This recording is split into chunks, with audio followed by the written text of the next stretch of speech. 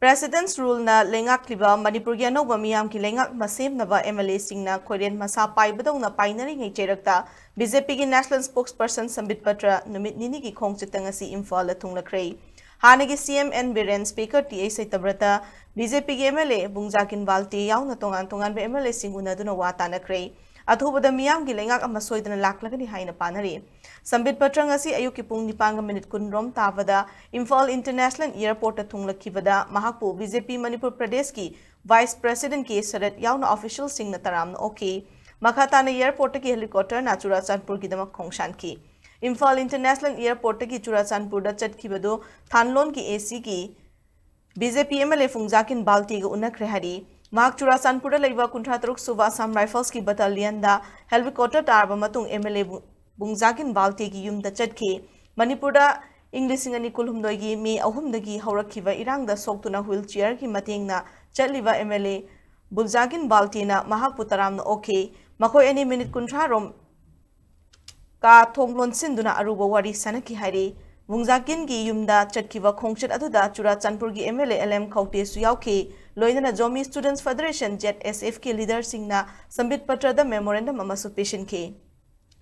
Mafumado ki paumi singna hangbada Sambit Patra gi khongchat asi unofficial oiba khongchat ni MLA gi hakchang gi fibam hangba lakpadi hairam ki hari Churachandpur ki Imphal International Airport hek thunglabaga Sambit Patra luang sangbam da leiba hani gi chief minister N Biren gi yumda chatke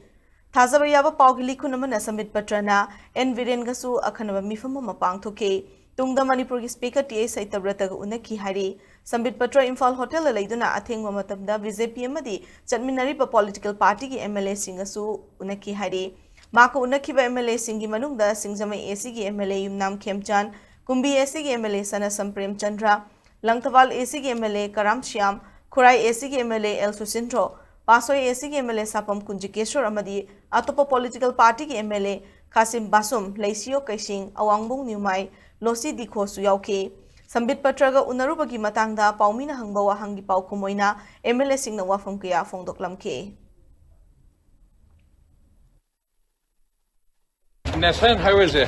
masai hangdokpa ingda opandaga sum nomai pai bu ko tawse sapai prada som the valley labor sing all commodities ni kaisa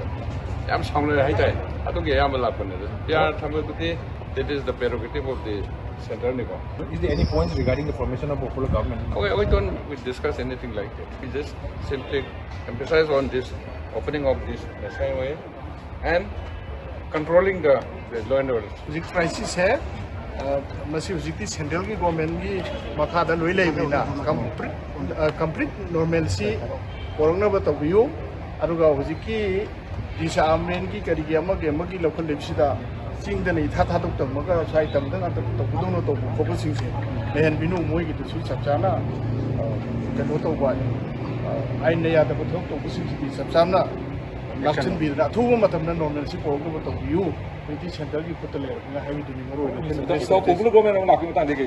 popular government से अदु की मतंग कर दिए कोई तो ना worry साथी कोई जिकी government से यम तो ना form तो भी हो majority number ले रहे यूं मने की मुंगाई तो मार्क करना तो ना बने अदु ना सिकी center की नशा हुए तो से किसी हांग तो फिर का इस लाकान दे government अदुम लाकाने हाई मोनस इस लाकान दे government से इनकी सी non lei tia tu ji one be MLA me am de koi hanga ki mai pen de ki photo na bang ta ne koi sam ma ne am ta ne si all from one family ani to ko sa ani to ko di nga ki koi ki ma gi apa mang nga ki pen de to na bang ta ne ba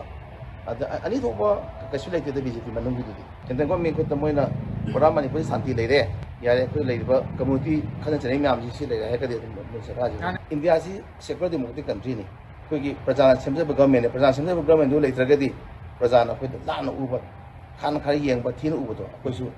MLA mo nang sa gi haiba ta pang man makhalla bane praja gi sentiment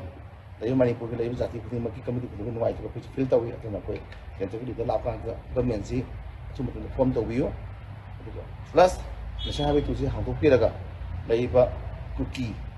lai ba mitai gi peaceful akan sati na hal man lai na ko na biyo na ai ba. And here from the beginning